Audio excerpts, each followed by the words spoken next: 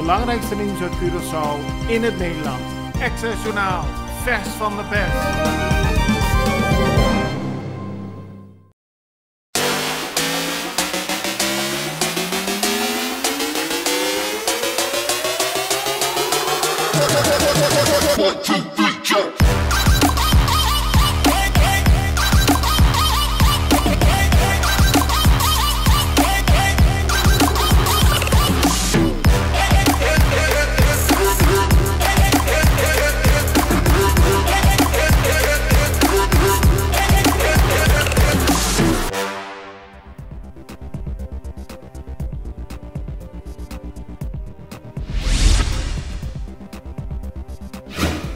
Minister van Financiën Javier Silvania heeft laten weten dat SOAB onderzoek gaat doen naar de software die Bearing Point heeft geleverd voor de Belastingdienst.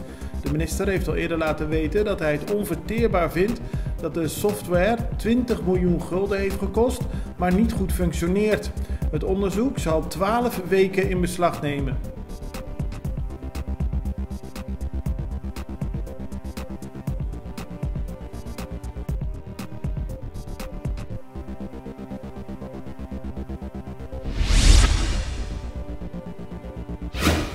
De fractie van de partij MAN heeft gisteren een persconferentie gehouden. Daarin uit de leider van de MAN, Steven Martina, felle kritiek op de regering Pisas. Volgens Martina zegt de regering dat ze er zijn voor het volk, maar betekent het in de praktijk dat het volk meer moet betalen. Hij is het niet eens met het beleid en maakt ook bezwaar tegen het feit dat de regering al meer dan 150 dagen zit, maar nog steeds geen regeerprogramma heeft gepresenteerd. Na Colectra, nós toma tempo para servir ora com mais da comunibo. Llama no centro de cliente na telefone 0800-035 de jaluna para jabierne voor die setor de mente te cu setor de noche para turno serviço nang of patrão cita. Se você traz cita para já sabra, também por hora.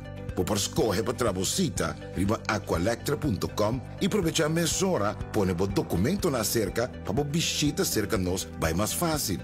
Sim, a Colectra su centro de cliente wordt klaar para servir na momento que você comini abo.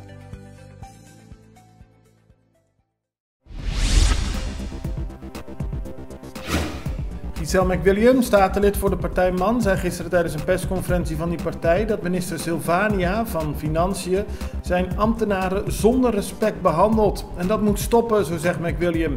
Zij haalde verschillende voorbeelden aan waarin Silvania in het openbaar zijn ambtenaren zou afvallen.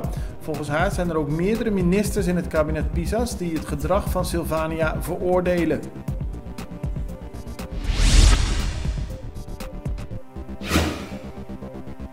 Verschillende schoolbesturen hebben vorige maand een brief gestuurd aan minister van Onderwijs Citré van Heijdorn. Daarin hebben ze laten weten dat ze het jammer vinden dat ze te weinig worden betrokken bij het nemen van belangrijke beslissingen in het onderwijsveld. Volgens de schoolbesturen moet de minister meer gebruik maken van hun kennis. Tot nu toe heeft Van Heijdorn niet gereageerd op de brief. Zo stellen verschillende schoolbesturen vandaag in de Extra.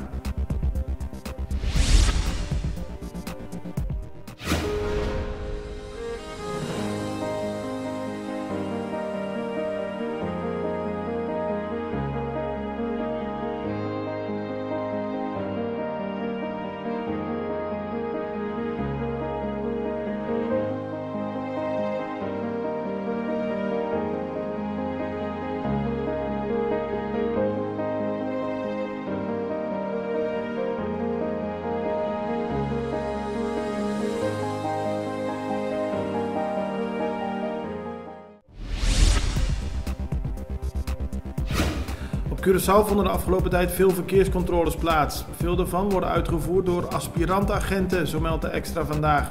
Gisteren vonden er controles plaats bij de Schottengatweg Oost. Daar keken aspirantagenten of mensen niet door het rode licht reden. Verder werden veel auto's aangehouden waarvan de ruiten te donker getint waren.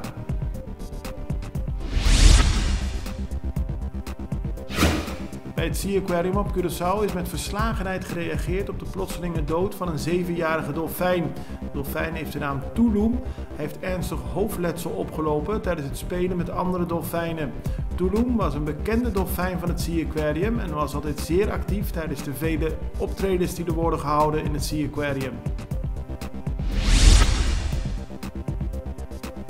Volgend jaar opent Sandals Royal Curaçao. Het bedrijf heeft 800 vacatures en wil die vooral opvullen door lokaal personeel. De afgelopen dagen konden mensen zich melden bij het WTC om te kijken of ze een baan konden vinden bij Sandals. Daar hebben meer dan 1500 mensen zich gemeld, zo staat in de extra vandaag. Dat betekent dat veel mensen graag bij Sandals zouden willen werken. Het belangrijkste nieuws uit Curaçao in het Nederland. Extra Journaal, vers van de pers.